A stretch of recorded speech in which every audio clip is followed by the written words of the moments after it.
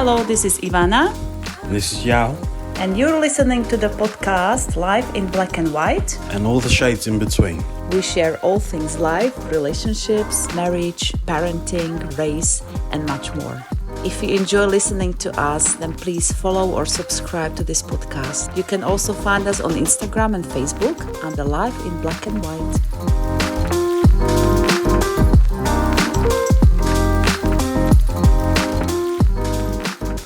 Hello, my friend, and welcome back to our podcast, Life in Black and White. Today we have our second guest, or should I say guests, Katka. Should I say Katka or Katarina? How people call you? Katka's fine. Katka and Damian. And we are very, very pleased to have them on. Last week we had Becky, the single mom. We talked about the single parenthood. So if you haven't listened to that, and you want to, please do so now because it's a very good episode. And today we have our second guest, which is amazing, and we're very, very glad that they accepted our invitation. So welcome. Thank you for having us. Thank you so much for having us. So you are both in Spain, are you? Yes, we're in Spain. Now? Yeah. But I understand that you're not from Spain. So if you can give us a little bit of your background, what you do and all that stuff. So I was born in Slovakia, but half Slovakian, half Russian. My dad is Russian, my mom is Slovakian. Born in your city in Košice, and then moved to England when I was 4, and then grew up in England, and then started traveling a lot. So I lived for a year in Italy when I was 19. Then, sorry, there's a cat here. Lived for a year in Italy, then lived in Spain, then Dubai, then Canada, and now back to Spain. So wow. Sounds like a dream. Bit of a global adventure, yeah. But come back to Slovakia every year. Amazing. So everyone who listens, and you can hear the difference between my and Katka's accent. It's because she moved from Slovakia when she was 4. I was 29, so that's the difference. That's amazing. Oh wow, it sounds like a dream, your life. But I'm sure it wasn't a dream. Definitely not a dream. Yeah. And we talk about you as a couple in a minute, but first I would like to hear from Damian and his background. Yeah, I grew up in Canada, so in a city called Mississauga. It's right next to Toronto. And I grew up there with just my mom. My parents are Bajan, so from Barbados. Also sounds like a dream to live there. But yeah, my family was quite poor growing up. So it was interesting, kind of experience to kind of be the first person in my family to go to university and kind of to really explore. I lived in South Korea for a year and spent some time traveling through Europe. So my family hadn't really done much of that. So I was kind of like I don't know, what do you call it? Explorer, I guess the explorer, the bearer of the family. But then last year, or the year that I met Katarina, the year prior, I was able to my friends were able to come meet me in both England and in Colombia, and my mom as well. So I kind of started to export that travel bug a little bit. Yeah. Wow. You said that you're the explorer of the family. Do you have any siblings? No, it's just an only child. Okay. Wow. So what was it? What was it? What motivated you to explore the world? Well, I wanted to be a high school teacher, and where I'm from, it's very competitive at the time, or it was, to become a teacher. So oftentimes teachers would have to spend a year or two kind of just working in retail or anywhere just to kind of wait for people to retire or whatever. And I said, well, if I'm going to wait, I might as well go make some money somewhere and see something. So I went to South Korea. I had friends who were there who were not teachers at all, but you can get a job teaching English there. And they said, yeah, you should come out. It's fun and whatever. So I ended up going. They left a month later, so I didn't have any time with them at all, really. I hadn't even tried any South Korean food before I left, so it was quite an experience, yeah. No, you know what I love? Because most people, they find out, I don't want to say too late in life, that, I should have traveled, I should have done this, shouldn't have done that. So it's very refreshing to hear that people actually do it when they're young. It's amazing because I wonder what it was for you that made you want to travel, although we touched on that a little bit, because most young people don't really care. They just want to get drunk, they want to party, they think they're gonna live forever, so they don't really care about the world and stuff. And what was it for you, Kat? I think I've explored this. I think it's because when I moved countries when I was 4, I think that made me always Right. kind of want to, Yeah. it made me very comfortable being the foreign person in an environment. Right. I almost prefer to be foreign than, like, I came back to England in 2022 after living in Canada for 5 years, and I didn't like it. I didn't like coming back to a place that I knew. And yeah, I like the adventure. I like the experience of exploring new places and Yeah, I people. love that. Have you ever thought about living in Slovakia? I don't know if I would go back. I wanted my mum to retire there. I really wanted her to retire, because then I thought that'd be nice. I can go back and see her. Like, I don't know. I just think it'll be very different, and Yeah. language would be hard. Right. I think that would be, yeah. I For mean, me, the language is hard. Yeah. The language is hard, right? Like, I think It quality is, of life it can be is. very high there, and Yeah. the nature and the mountains and like the Oh, it culture is is amazing, lovely. yeah. Yeah, it's really, really beautiful, and the food is good, and there's lovely Mm. people. But I think it would be just hard to move there Yeah, would be, linguistically. especially for an interracial couple, let's be honest. Whenever we go back, I don't know what's your experience, Damian, but I can see that people stare at Yaw. Mhm. By the way, Yaw is not here because he's putting our youngest to bed. I should have mentioned that at the beginning. Hopefully he'll join us soon. Mhm.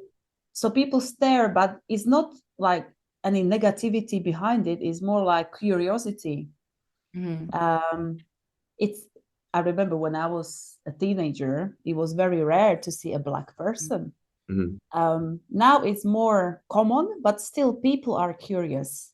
So I Mhm. just would like to know what your experience is whenever you go back home as a couple. How do you find it? I think it's fine, really. Yeah. Cool. We had Amazing. a border agent who was very excited. Oh yeah, it was funny when we arrived at the border in Košice Airport. Right. I was so nervous because I'm bringing, a foreigner to the hometown, and he looked at the visa and he was like, "How long is he here for?" And I was shaking. I was like, "Oh, he's here for how long were you there? A week." It wasn't long the first Yeah, time. I was like shaking. I Yeah. said, like, he's here for a week, and he looked down. He's like, "Why for such a short time only?" And then I was like, "Oh, because we have to go back." And he was like, "I hope you come back." Yeah. Yeah, I love that. That's amazing. Yeah. We got him again when we were coming Yeah. out, and he's like, "Did he enjoy it? Like, did he Yeah. like it? Yeah. This is the game." Oh, Yeah. oh, they like to Um, see foreigners. That's true. That is Yeah. They true. do. Yeah. And I mean, yeah. Mhm. Well, I was just gonna say, like in South Korea, I realized the same thing. It was just a lot of way more attention than I get in Slovakia. But I was there in 2009, 2010. Right. But again, it's curiosity, like genuine curiosity. It wasn't much. I know the difference. I've experienced racism like in many different places, especially Yeah. in Canada, really, where I live and grew up. But in Slovakia, it's generally just curiosity, and they're so excited for me to enjoy what Slovakia has. Like, if they give me a dish, they're like, and I tell them that they like it, they're like, yes, like they're so excited. I do like the food. I like most of the food there. Yeah. I've been telling her I want to go back. Yeah. He wants to Yeah. get back. Amazing. Yeah. Yeah. I think, yeah. Living would be tough. I think Yeah. my mum is more concerned. I remember before Damian came, then my mother was really concerned and like, how will it be? But then she doesn't go back to Slovakia very often. She'll go back for a few weeks a year and kind of stay in her little bubble. But Right. yeah, outside. And then I remember asking my aunt and people who live in Kosovo, and I was like, "Will Damien be okay?" And they looked at me like I was, they were like, "What are you talking about? Of course he'll be fine." Yeah. Fine. So It's yeah, we've amazing. not had anything bad. No. I think it's also because Košice is quite a big city. It's not big, but Yeah. it's not a village. I think it would have been much harder. We took him to a village. We took him to Cierne na Toplo. Oh, really? How was that? It was fine, wasn't it? I was wearing a white So, dress. or curiosity I was small. wearing a white summer dress, and everyone thought I was getting married. That was kind of interesting, but Lady. yeah. There was like, "Is there a wedding?" But no, it wow. was fine. We went for a walk around the village, and people were staring, but it wasn't like Yeah. A camera with me too, so I look like a big tourist, Yeah, right? yeah, Got yeah. a camera with me, like yeah. yeah. There's Wow. curiosity, but it wasn't anything. Yeah, nothing negative. So let's talk about your story a bit more as a couple. Mhm. So how did you two meet? You want to tell the story? And did you know right away? Abbreviated version. Yeah, Katka's Okay. version first, and then Damian. Okay.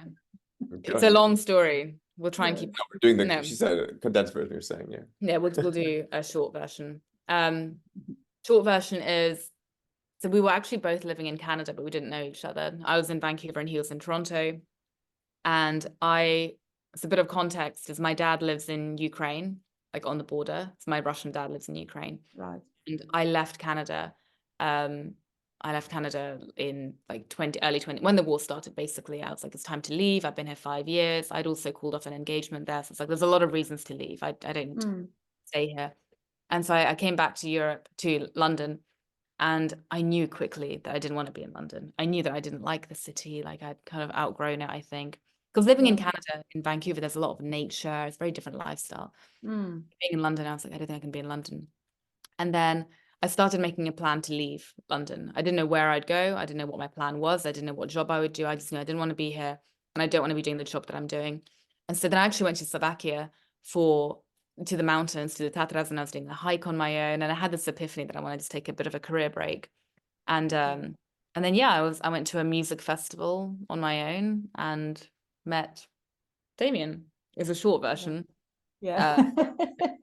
Didn't know him. But No, was it like a movie? You looked at each other and you knew. No. no. Okay, good. I like that that. actually. a little bit in the sense that we met, didn't really talk that much because it was a festival, it's noisy and music. But we danced a bit and then got each other's details and then texted, and then he was here in England for another week or like 10 days. We had 3 dates in that time. And yeah, and then you left. We talked every day. Right. And then I made a plan to come to, before I even came to Canada, we were talking every day, like quite serious. We were talking. Yeah. Like it got serious very quickly, yeah. Yeah. Then I came to Canada to see him and met his mom. And at that point it was like, okay, this is, yeah.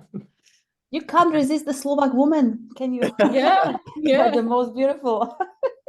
Living you in. All clear. Yeah. So yeah, Yeah, then that's we went to Slovakia within like 5 months of meeting, right? Yeah, 5 months. Within 5 months of meeting, I went to Slovakia to do fertility treatments to try and freeze some eggs for me. So, Okay. So we were there. Yeah. And then he met the whole family, and yeah, it was Wow. And how long after that did you get married? Ish. soon. It's hard questions I have, sorry. Soon. I'm quizzing you now, But sorry. we bought a property before we did anything. We did all the same story. I should also do my side of the Yeah, story. well, it was all very quick because I think it was the fertility stuff that was actually the biggest accelerator for me. Because I basically, when I was in my head, I always thought I'll have children at 34, and like I was previously engaged, so my timeline was working. And then when that ended, I was like, well, now what? But I didn't think there'd be anything wrong with my fertility. And then I did a test in December 2021 just for like, a curiosity, and realized my egg count was low. And I didn't realize, but I had a complete like breakdown from that. I realized at that point that I actually do want children. And then I remember talking to you he was in Canada, I was in London, and talking to you and telling you. And then we made a plan to freeze my eggs. And then we learned that freezing an embryo is more effective. And so then we talked about that, and it was like, okay, we didn't do it in the end. We didn't freeze any embryos. It didn't work. But I think having that conversation for me was like, okay, I'm freezing a future child with this man. And then we bought a property. So yeah. All went very quick. I love that. Oh, it's not easy, is it? It's like we all have our things, that we go through and people don't know about, or sometimes they have no idea. Yeah. And they can make, comments that make you feel uncomfortable or whatever. It's just like we joke like how hard it is with kids, but how hard it is without them sometimes. It's, we all have our things that's amazing that you're sharing that. I appreciate that. Thank you. I wish more women talked about it, actually. Yeah, 100%. Yeah. Because even my cousin, she is essentially a psychologist in Slovakia, in Košice. And she was saying how there are women who are 27 with fertility issues Mhm. now. It's really bad. But yeah, I wish we talked about it more. Yeah, no, maybe, this is the start that we all need right Mhm. here and now, because what can we do? Just start from ourselves, no? So Yeah. that's the best we can do. I hope it all goes, so you're happy. So you're both happy. That's what matters. So Katka, you're a relationship coach. Mhm. Let's talk about that a little bit now. Mhm. So how long have you been doing this, and what motivated you to pursue this career path? Yeah, it's coming up to a year now, or it will be a year. And what motivated me was a combination of kind of personal experience, but then also I didn't start out doing relationship coaching. I started out doing like normal coaching for stress, anxiety, all the normal stuff. And in coaching that, I realized that a lot of the people I was coaching, a lot of the very successful, ambitious, kind of intellectual people that I had in my network, a lot of them were very lonely, and a lot of them had a lot of anxiety. And when I drilled down into why they were lonely and why they had anxiety, it was because they didn't have good relationship skills. Either they were single and struggling to find a partner, and then they were feeling lonely and overworking and stressing and all that, or they were in a relationship, but the relationship wasn't going very well. So I was kind of doing it like relationship light coaching, but not talking about it explicitly. And then the coach that I had at the time, she was from San Diego, and she told me, she was like, the coaching you're doing right now, no one really understands what you're actually doing. She said, you need to just rebrand and be a relationship coach, because everyone understands what a relationship coach is, and you have a clear problem you're solving. And so I did, but I was very scared of doing that because it felt very taboo and and again, coming from Eastern Europe, both my parents are like, you're too young to be a relationship coach. How can you possibly know anything? But yeah, but the kind of the personal experience through that is, I mean, I've always been interested in relationships. Like I've grown up really fascinated by them. And then my dad, from a very young age, was giving me different books to read, and relationship books and self-help books, because my dad is a coach now as well. And so I kind of always grew up in that world of personal development. And then I carried on reading a lot of the stuff, being really interested in other stuff. I studied gender at university, so I looked at masculinity, femininity, and men and women, and et cetera, et cetera. And then when I was 31 or 30, I was engaged, and I thought everything would be fine. I thought, like, how difficult can this be? I've got everything else in my life sorted out, and everything seems to be working. But then it was completely like terrible. It was the wrong person, the wrong situation, and everything was just wrong about it. And I couldn't understand why and how it had got so wrong. And so I ended up doing like marriage counseling with him, which was really illuminating and very humbling, very humbling. And then I ended up studying a lot more, trying to understand like where had I gone wrong, what was going wrong, and talking to different therapists, talking to different relationship coaches. And I couldn't get much clarity or answers. I kept hearing different things. And so then when I did call off that engagement, I then spent a year really, really trying to study and understand. At one point, I was doing therapy every week. I had 3 different therapists. I was reading everything I could be reading. I worked for a coaching company as well. So I was very lucky that I had free coaching, and I had a lot of access to a lot of psychology and resources and reading. And I was just studying it all day and every day. So I was really curious about it myself. And so then when I started coaching and realized a lot of people have problems with this stuff, and a lot of people had gone through the same thing that I'd gone through, that they'd thought they were doing everything right and living that, a normal life. And then things didn't work out for them in the end. That's when I was like, okay, there's clearly a theme here, a theme with certain type of people. And that's the type of people that I'm going to focus on helping. Do you feel, because I think as a relationship mentor, you must feel under lots of pressure to have a perfect relationship. Is that the case? Somewhat, a little bit. But I will say that both of my relationship coaches that I had that were incredible for me, they were both extremely humble and open about their own relationships. And I really, really appreciated that, because it gave a lived experience. So if my one of my coaches, if she was trying to explain something to me, or teach me something, or tell me something, she would say, oh, I do this all the time with Mo, you know, her husband, would talk about how she does this wrong. And she's like, I'm still learning. And this woman is like, you know, 59 or 58, whatever she is. And she's been studying this for like 40 years. And she would say, yeah, I'm still making these mistakes. And I remember finding that really humbling. So my favorite teachers are very open. I'm very suspicious of anyone who's kind of perfect. Yeah, exactly. And I think, I mean, even in the Gottman book, they talk about how they still make mistakes. Like even in the Gottman Institute, they talk about how they still have patterns, they still do all the things. So I feel some pressure, especially now when I'm creating content and producing curriculum, and a lot of it's like best practices and how to do things perfectly. So there's pressure to be thinking, well, I need to be practicing this myself more. And when building a business, it's so much stress and pressure to build a business, to kind of keep things going. And now we're in a foreign country with waiting for visas and all of that. There's pressure, but I don't feel crippled by it. It's more just, it's more of a reminder. And I think I feel quite indulgent, actually, the fact that we have all of this information and resources and can just need to actually practice it more often. Yeah. You probably, do you think your experience is what you've just kind of mentioned there? You've got this fact that, you know, mentors or your coaches and stuff before have given you, it's a kind of vulnerability, isn't it?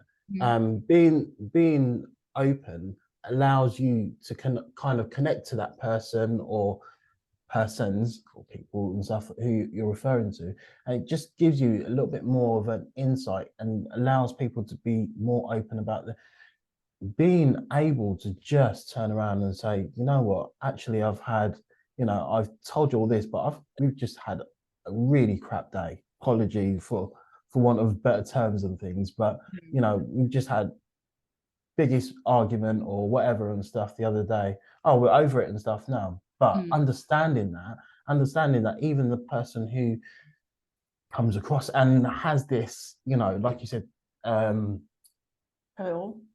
Sorry? Have it all? You know, have that picture of having it all on the thing. It just, I have a few mentors and I do a bit of coaching, but it's totally on a different level to what yourself and what Ivanka and stuff. That's my pet name and stuff. And it's just me and her. I probably shouldn't have said that, should I? Okay. Okay, yeah, there's a lot of editing and stuff that goes on after this. But just that openness, it just takes you another level. It allows people to really, really kind of connect and stuff with yourselves.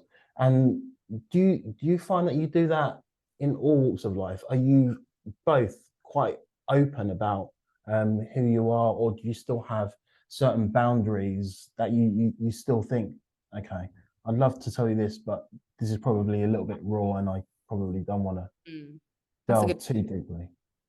I think I'll just answer quickly here. I think it makes you more trustworthy to be open, right? Like, I think that's really important, because I think there's a lot of fake people out there doing a lot of fake work. Charlatan, that's someone's word. But there's a lot of fake people out there doing fake work and exploiting other people, right? And they're hiding behind this veneer of everything being perfect and like there's some kind of guru or whatever. That's all very suspicious to me. So I think being open and vulnerable is a key to being trustworthy. But to your question about the boundaries, actually happened earlier. There was a publication that wanted me to answer some questions for an interview. And for the first time, I was like, normally I'm very open and I don't mind sharing whatever because it's the human experience. But for the first time, I was like, the way that they asked me, it was clear that the questions were there to evoke drama and to evoke, you know, a story and gossip. And I was like, oh, I don't want to be open with that. It's the wrong intention behind it, right? Like, I'm not building trust, I'm building gossip. So I think it's the intention behind it. But I think it's good to have like boundaries, because people sometimes they don't understand what being vulnerable is, and they take it too far. Like people filming themselves having panic attacks or crying. That's not being vulnerable, I think. You need to be ready to share, but not in the middle of the messiness, I think. No, when you pass that, then you're ready to share. No, not right when you are, I don't know, struggling depression. I'm not gonna feel myself and put it on social media. Like, this is me crying. I don't know. But it becomes a trend now, especially on TikTok. But yeah, that's a subject for I think another day. it's the intention again, isn't it? The intention is like, are you doing that to build trust with people? In that case, okay, or are you doing it for attention and validation? Yeah. Or being influencer, yeah. But who do you want to influence? Yeah. In the first place. But when you talked about the pressure, I can relate to that because I'm a mentor for moms. That's my main business, and I feel that pressure as well. Like, I can't struggle. Sometimes it feels like when I struggle as a mom, people ask me like, how can you mentor if you struggle? I'm not perfect. It doesn't mean you're perfect. And it should be more talked about as well. There's not a goal to have it all, but to have the tools to help other people or yourself. Absolutely. By the way, I'm divorced. I was married before, so and actually, that as I was listening to you, I was thinking that, do people really want relationship advice to prevent something? Don't they look for it when they already hit rock bottom or they are in a bad place? Yeah, it's a good question, because I think most of my clients come to me either after a bad breakup, or they've come and they don't want to be divorced or engaged to the wrong person again. Whereas people who have never gone through a painful breakup don't necessarily see the value of the relationship coaching, because they think that it'll be easy and it's fine, right? High walls that they don't even think about, like opening up to people. There's no point because it's over. There's Would you say that it's worth the preemptive, doing this early on? So I know that there's a lot of people who say that people should just be in therapy all the time.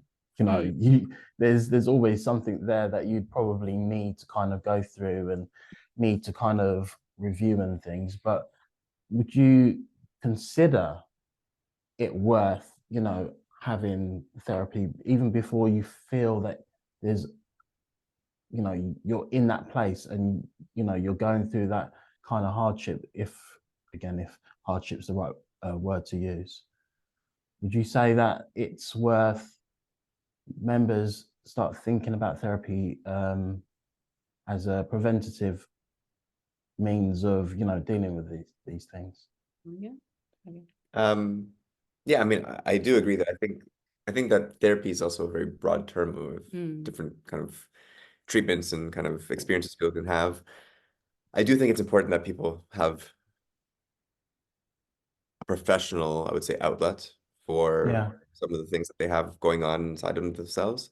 Because I think a lot of times people are just like, well, I have my friends and I can talk to my friends. And of course, I grew up having very deep, I didn't have insurance to get, or money to have a therapist when I was young for the most part, right? So I was relying on friends and stuff, but I do believe going to a professional, it depends on the type of practice that works best for you, but having somebody who's a professional, who's trained, and hopefully not really giving you advice in that case, they're kind of, they're asking you questions, and they're kind of maybe informing you and providing you some context to help you make the best decisions possible for yourself. And I think that is very important. I don't know if that's the cure for everything. And I think that probably leads to Kat talking about a little bit about who's done a lot of therapy, but therapy kind of versus like coaching and kind of what the differences are there. Well, because I'm someone who's done therapy for like 15 years, and I think it's been incredibly important and powerful for a lot of my own growth. That being said, like therapy, I've done a lot of therapy without realizing I was doing all three, that had no kind of purpose to it other than to process, like to keep processing. That's kind of a word I get here thrown around a lot. And that's kind of just talk therapy, where you're just talking, and you can talk forever, but nothing's really done. And I know everything shifted for me when I discovered somatic therapy, like working with the body, and then more kind of functional therapies, which you don't need to talk forever. You have maybe 5 or 6 sessions, and then you resolve an issue, and then you move on with your life. So I found those much more effective. And then I found coaching to be the game changer, because whilst therapy is looking at the past and looking at your childhood and looking at your traumas and all of that, which is important, everyone has to do that at some point, unless you're from a perfect home, but no one is. And then you have coaching, and coaching is more about the present. And now that you've cleared out the past, what are you going to do with that in the present, and how are you going to build a strategy to move forward into the future that you want, right? So that's the thing that I found, because I had relationship therapy for like a decade. I think I was in a lot of relationship counseling and relationship that, like, talking about relationships, and a lot of it was just talking about my past and my past and my past. And I think the thing I wanted to know was like, well, what do I do now? Like, what do I do now? Forward? Right? Yeah. How do I move forward from this? So that's where I think coaching is really helpful. Yeah. Oh, that's amazing. I love that. Is it true that communication is the key? As you know, everyone says communication. I think even we said that in one of the episodes. I think it is.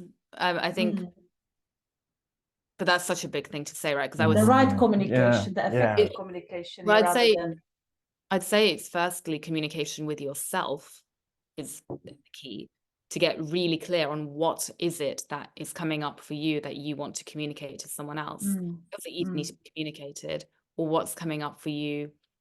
Like, is it some kind of past memory that's coming up? Are you projecting something? Is there a fear coming up for you? Like, what's the thing coming up for you that you need to communicate to someone else? And then how can you communicate it most effectively? It might not be with words. It might be with touch, with facial expression. Listen to this, Daddy. Yeah, I think that's where the communication is really broad, and it is there, everything. Yeah, no, I love that. It's such a good point. And I think what lots of people, not just in couples, but in general, struggle with is to listen. No, usually just wait for the other person to shut up so you can have your turn. But it's so hard. It took me years to learn how to actually listen without and switch my own voice in my head off. So that's another thing. What do you find that the most common issue couples face? You want to go? No, I can go. This is your field. Well, I I think I don't do much couples work. I do mainly one-on-one work. But I think the biggest issue I've seen in the people that I work with is that they don't actually know themselves very well. I love that. I love that. And I don't think that's, again, something that I did. That was a mistake I made. I don't think many people know themselves very well. I think that's more of a kind of lifelong exploration, because what we think we know is actually a society telling us, it's our parents' old messages, it's our pressure from work, it's our pressure from peer group, it's our pressure from culture. We don't actually know who we are deep down. If you take all of that away, very few people know who they really are. And so what I find a lot of is that people get to like 40, and they want to find a partner, and they're realizing, well, anyone I had a relationship with isn't the right person, and actually don't know how and who to find the right. Like, they know that they want someone who's 6'2", doesn't have any matters, yeah. right? Like, they know that they want someone who's beautiful. Like, again, this doesn't have any unhappiness. So they know what they think they want, but they don't know what they actually need deep down, because they don't know themselves. That's I think the biggest thing I see. I love this. I was just going to say, I'm none of those. So I'm just thinking, I'm ticking off in my head, what was it that you saw in me? And I hit 40, and it was around that time. And I was just thinking, I don't know my love wait a minute. myself, but we're married now, so it's too late. Okay, yeah. We're tied in now. We have a podcast together. We can't break up. We were laughing the other day. No kids, but we have a podcast, so we can. Yeah. Oh, so funny. Weekend. Sorry? I was like, so give a podcast now, so you're all the way in. There's no. That's it. That's it. What are we gonna do and stuff? Yeah. I was gonna ask something as I was listening to you. I'm trying to remember what it was. The people don't know themselves, and they ignore their own needs. That as well, no? At least that's my experience. You ignore your own needs and your intuition. Yeah, 100%. Because it's scary. I actually think if everyone was really honest with themselves and really listened to their own intuition and their own needs, I don't think society would be functioning. Like, I Mm. actually don't, because I think no one would be showing up to do the job that they hate in their office with the horrible Yeah. lamp, and the horrible uncomfortable chairs, and like the people that they hate. No one would be doing that. I don't think people would be like, right? I think people would still do a lot of things. I just think this is a completely different conversation of I have a very optimistic view of how the world could look. Go for it. Yeah, because I think if you, yeah. Go on.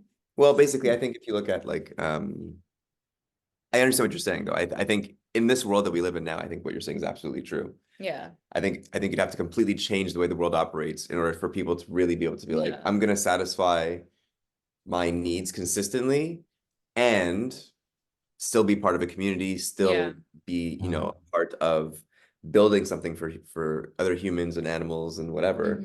Because we see it in microcosms. You see like small examples of it, but I think you're right. I think day to day, if I was like, okay, do I really need to get yelled at by my boss and work 70 hours a week for a pittance or whatever it is, That I you can know? then pay to the bills, to the council tax. Yeah, Like, to keep scraping by. Like I agree. I think in that case, yeah, that's where that midlife crisis, I think, idea comes from, right? Where you pick up and move to Spain. And yeah,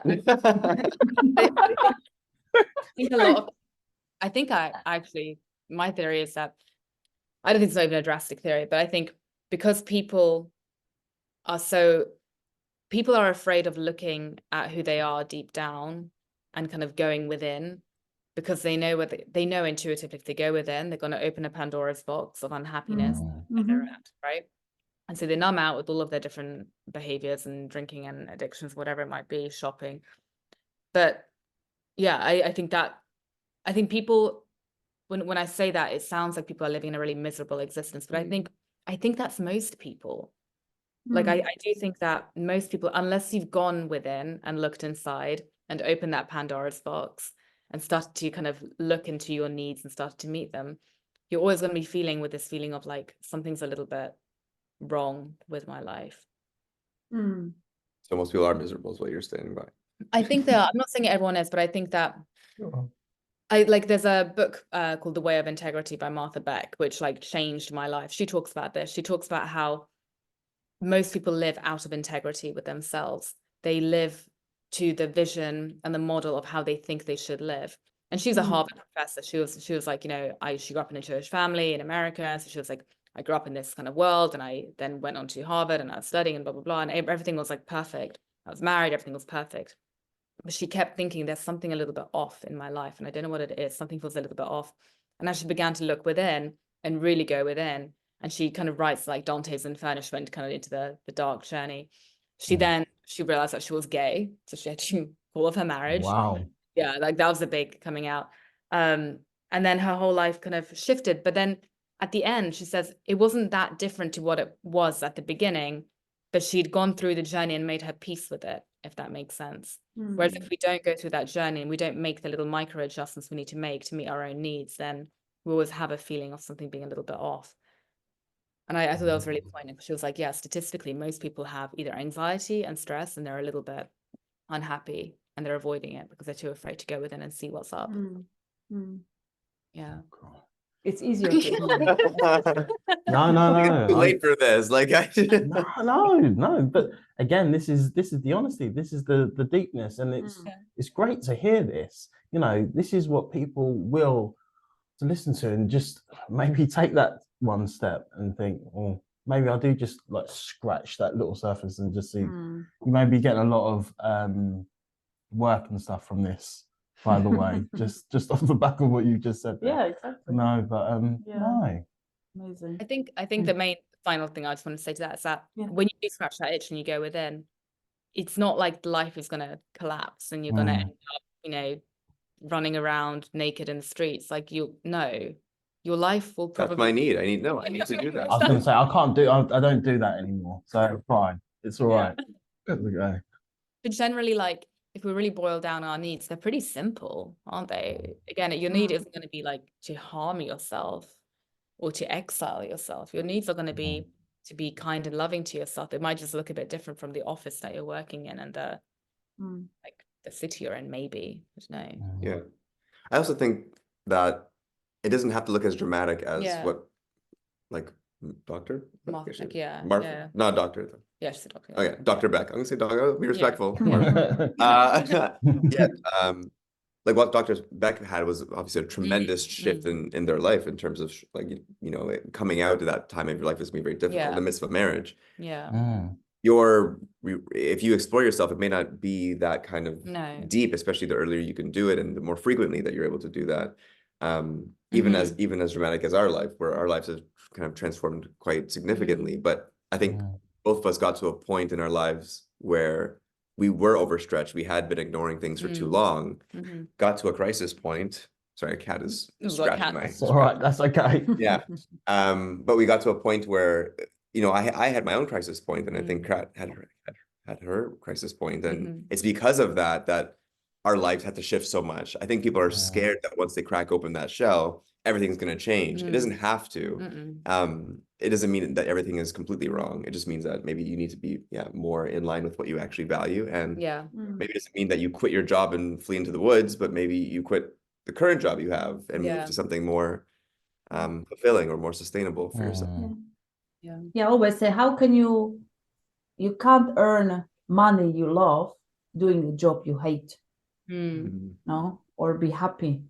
How is it doesn't make any sense. What is it on your eye? I don't know. Okay. Sorry. See, you go Diversion. deep. You go deep, and then all of a sudden, what's on your eye? I just can't stop looking at it. Okay, I'm like that. Oh. Was it a tear or what happened there? I would like to hear both of your opinions. What's your number one relationship advice? You go. No. Oh, so shocked. Yeah. No, you don't have to. She passed me once already, I believe. I think I'm passing back. Number one bit of relationship advice. Who are we advising? What age demographic are we? Okay.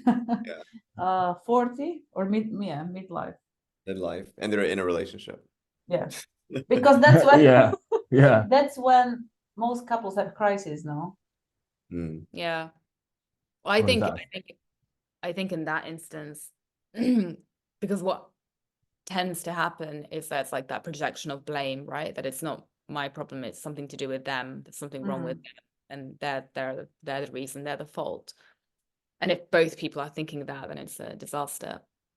And I think one of the biggest takeaways that I got from the marriage counseling that I did previously was keep your side of the street clean.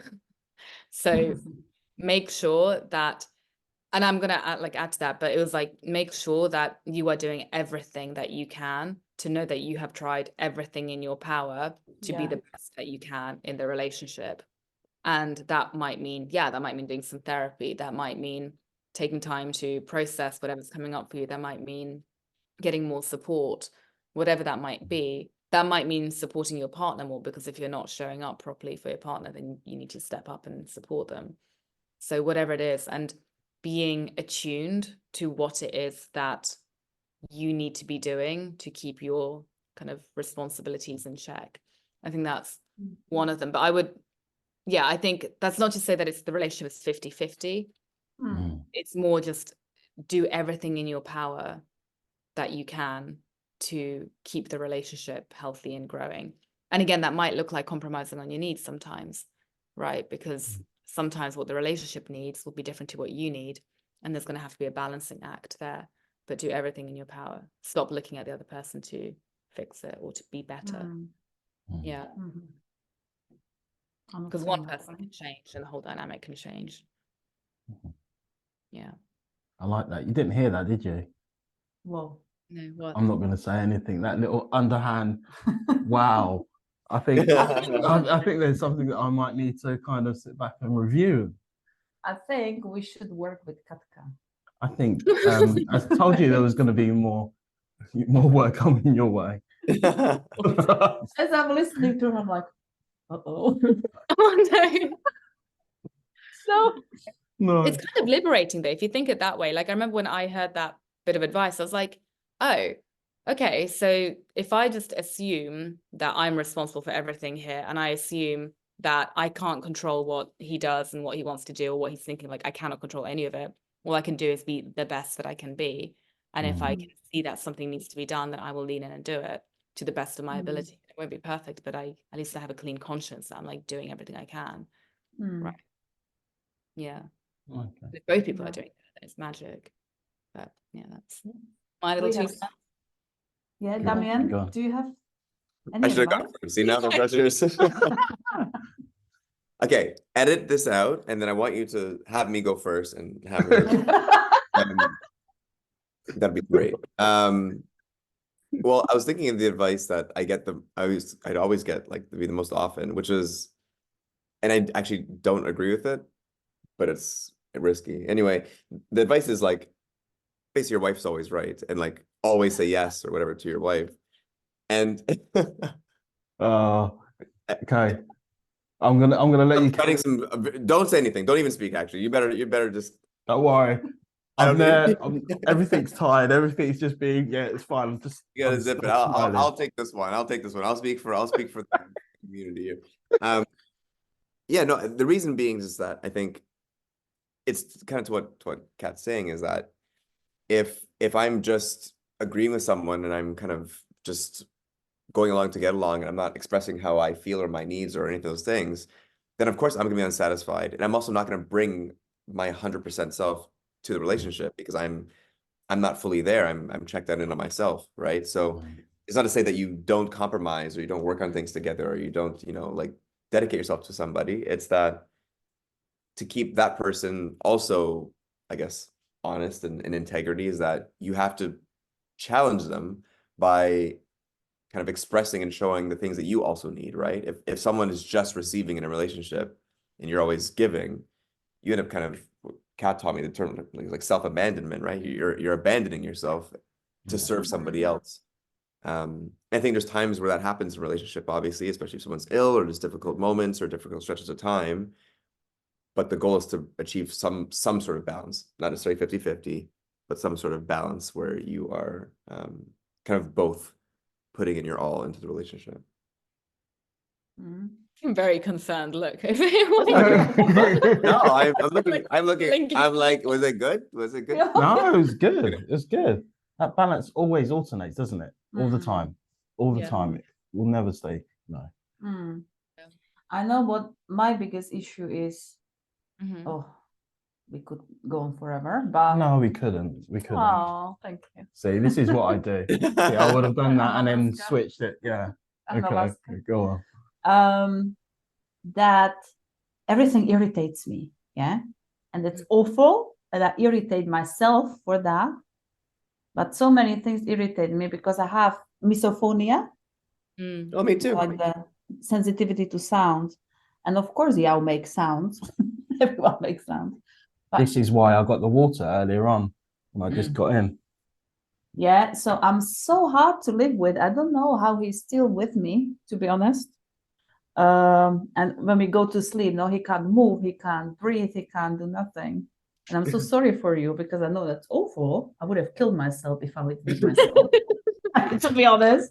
It's all right. We've got this on Zoom recording and stuff, so I can just play this But back to me. that impacts our relationship. Yeah. So maybe we need some help. Well, Kat, Because you're gonna kill me one do you- day. do you wear earplugs to bed? Yeah.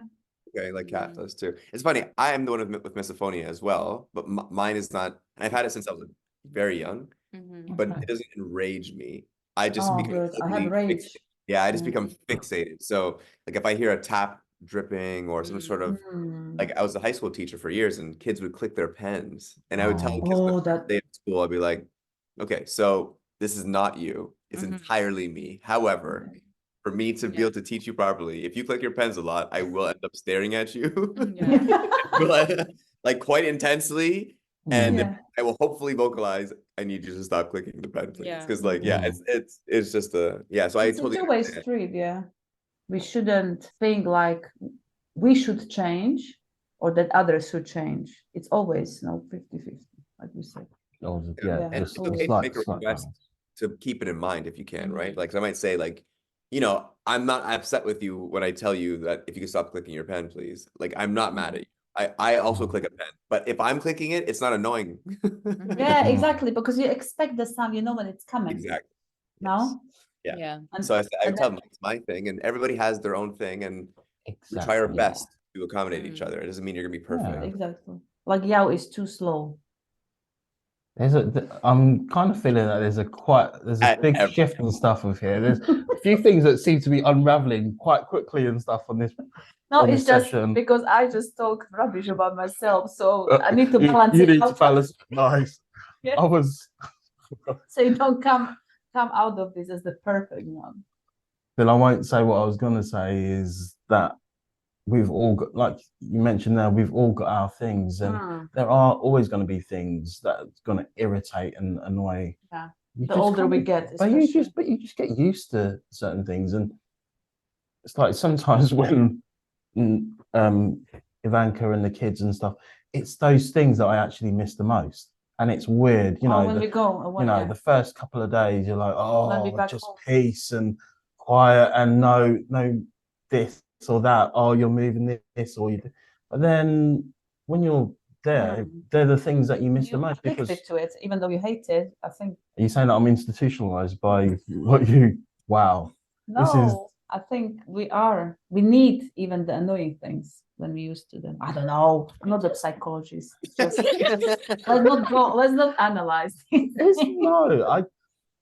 It doesn't have to be perfect, and I don't want it to be perfect, because if it's perfect, then it's too. Boring. Yeah, it's too dull. Mm. Did that sound convincing? Yeah. Yeah, thanks. Thanks. You got it. You got it. All right. Yeah. Okay. Okay. So let's move on to our last question. It's completely different, but we touched on that at the beginning about the challenges you face as an interracial couple, and we talked about before you came in. We talked about going Slovakia, and they have very good and nice experience, which is so nice to Oh, hear. brilliant. I love that. Brilliant. Just like you. Absolutely. But generally speaking, how do you find it coming from different cultures, different backgrounds? You go first. Be honest. I think actually at the beginning of the relationship we talked about it a fair bit, because I've never dated someone from Eastern Europe, really. Mm. I did date a Kazakh woman in South Korea for briefly, like for a few months, but I think that's probably the bigger culture gap. Like from my experience in Canada to England is already like quite a big jump. Like I don't know what British people are talking about half the time, not because of the accent, but just because like the culture is different. Like Yeah. there's something recently that we were talking, like even like a candy or like a TV show or something, like Clue. Mm. There's a game called Clue in Canada, Cluedo. and there's a movie called Clue. Cluedo. It's Right. just Yeah. a Yeah. game, Cluedo. and then she's like, it's Cluedo, and I'm like, what are you like Play-Doh? Like what are you talking about? Like I don't understand. And there's more cultural things there, and then going from there to like Slovakia is like the culture is so different Yeah. in some ways, and I think there's a lot of educating around that, like how our family might behave. Or I've spent a lot more time with her family than the reverse. So for me, it was like learning about, like how much you eat at a meal in Slovakia, right? Prepare yourself, and it's and like this is the dish that we eat, and you have to eat in this order as well. Actually, these things go well together. Whatever. Yeah, soup first and then the main. Yeah. So I found that to be, but not like challenging in a bad way. I thought it was like I think I've loved Different. every cultural thing that I've learned about her family and about like Slovakia in general, right? Well, again, I haven't seen much of Slovakia. We've mostly seen Košice, the Tatars Mountains. I don't remember how to say the town. Which one? You told earlier we walked around town. We went to Hanušovce. Hanušovce. Yeah. And they said Hermanovce, yeah, like all the little villages around there. Yeah, and that other town we ended up in. We accidentally ended up in what was it called? Accidentally. Yeah, we go on the train going the wrong way to Nova Ves. Oh my God. Yeah. That was a great time. We got to wander a new town. Bought a new It's fun so cheap, drink. no? Must have been Yeah. so cheap, everything. Yeah. I went to a convenience store and got a new drink, a new Slovak drink I've never seen before. Like it's always an adventure. But yeah. No, I think I think at the beginning I was more stressed by it, but not because of you per se. I'd like my ex-fiance's family were Greek, and they were like the cultural difference. It wasn't a cultural difference, but the exclusion was so intense. Like I had to convert religions if I wanted to, and I didn't, thankfully. I had to convert religions. I had to learn Greek. I had to learn the Greek alphabet, which is kind of like Russian. So I had to like learn to write Greek. And I remember the pressure that I felt to conform and to become Greek. And anything in my culture was kind of dismissed as like, no, like we don't talk about that. You are now Greek. And that was really traumatizing. That was like actually horrible. I used to be like, yeah, I used to be very just it felt like an imbalance, right? That I had to disappear to become the other culture, which I think is quite common culturally, that the woman will often be absorbed into the husband's culture. So with you, I was a little bit nervous at the beginning because I was like, oh, I don't want to be excluded. I don't want to be judged. I don't want to be seen as the other. Yeah, so I was more worried, but then I met his mom and never felt so. My mom was nicer to her than she is to me, just to be clear. Like Yeah. my mom is extremely nice and doting on Kat. Yeah, she's And lovely. yeah. Yeah.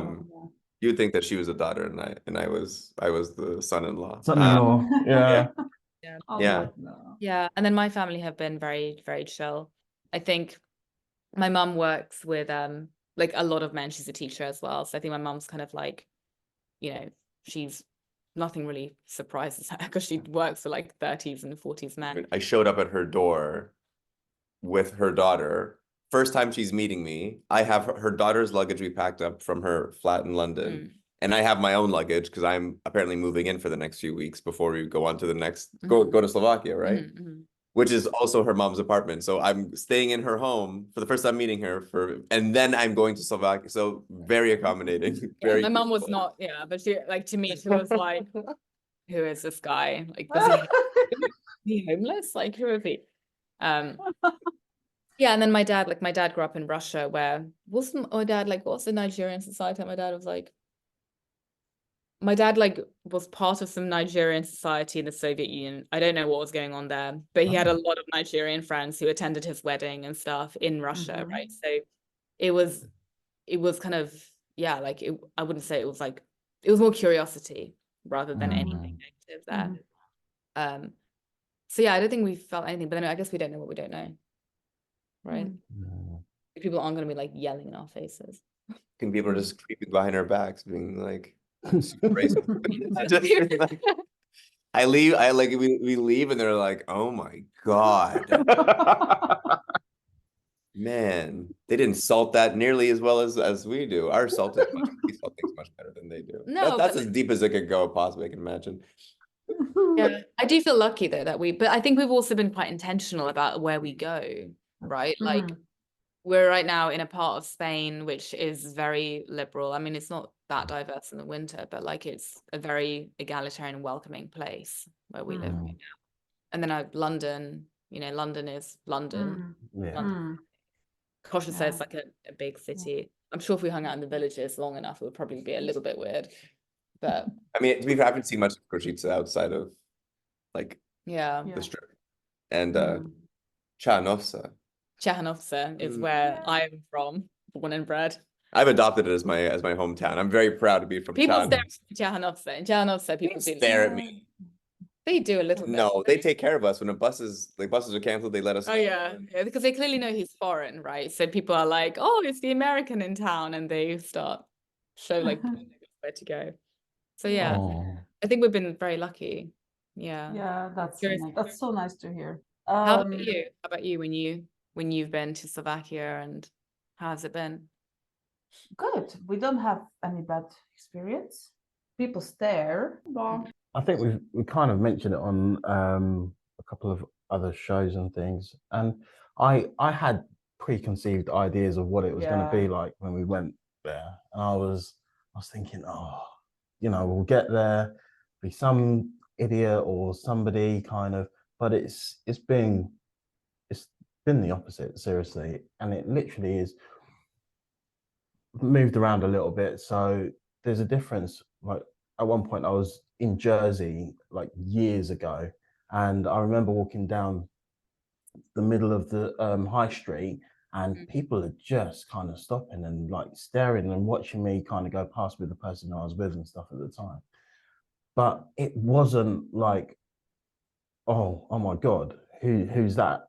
It was more, it literally was that curiosity. It was like, oh, somebody, and I just met so many like cool people, like really, really, like genuinely nice. My people. mom's friend Not- Malika, she wanted to hug you. She said, "I never hugged a black person." So that was really nice. Yeah. And you know, or people in the shop now. you could turn around and you can make something of that. Does it make any difference and stuff? No. It's not that. It's literally, you know, someone like genuinely being nice and really wanting to, and it's just like, however it's communicated and stuff, it's not that. I've had so many good experiences and stuff there. Hope we don't jinx it now. Oh yeah. It's kind of Let's naive. go back to Prague. It's a little bit naive because I remember talking to my cousin, just at a very high level. I was explaining racism to her, right? And she's like a woman, she's like 31 or 32, a psychologist, and in Košice. And I was like explaining why I was initially a little bit concerned. And she looked at me and she was like, she just didn't understand. And she was like, I don't get it. And I was like, you know that racism is a thing in America. It's pretty bad that like Damian won't go. And she was like, what, really? And like, I think she actually couldn't compute, which I was like, that's not good either, though. That's such ignorance there. But it's a homogenous society, right? Yeah. Then I think that's why when I go there, I can see why you would feel that way. Like maybe like someone's gonna be really racist to me, but my experience being in very homogenous societies is the opposite. That they're literally just curious, and maybe they have the best examples of like Black people. Like I always joke, I'm like, well, they either know us as being like, basically they know us through celebrities, or maybe being like the gangster in a TV show, like right? Yeah. They don't have a lot of great examples necessarily, but typically it's just like a curiosity, I find, that isn't malicious. And I think that was really important for me, that like I'd rather someone not really understand, because as you said, like I haven't met any Black people. I don't know any. I've seen them only on TV and like at the airport or something, or when I travel, but I don't really have any Black friends. And that makes sense. Like I can understand that. Yeah. Some good times. Definitely some good times. Absolutely. Like I said, I didn't have the greatest time in Prague, but that's probably for another session. Hey, good to know. Everybody's like, oh, You mentioned that on the last yeah. somewhere No, we did, Prague. It's how ironic, no? Prague, which is multicultural, you have bad experience there and not in Košice. It's just, you never know. Exactly. Yeah. And I think, did you say you didn't have a good experience in Spain? Again, that's probably for another session. Oh no. Oh no. No. Depends maybe where in Spain. Where was it? Yeah. Yeah. It was it was one of those places. It was one of those places where I'd expect, with a lot of, you know, multicultural, you know, people visiting. It was Barcelona basically. And it wasn't so much more the people. It was more to do with where, like certain shops and certain things, and people being blatantly obvious. And I don't know whether it was probably me wearing flip-flops with whatever, going into certain shops and things, and all of a sudden it's, you know, the and then you feel you're waiting for the look, or you go down to a certain aisle and you're waiting for that person to suddenly turn up in that.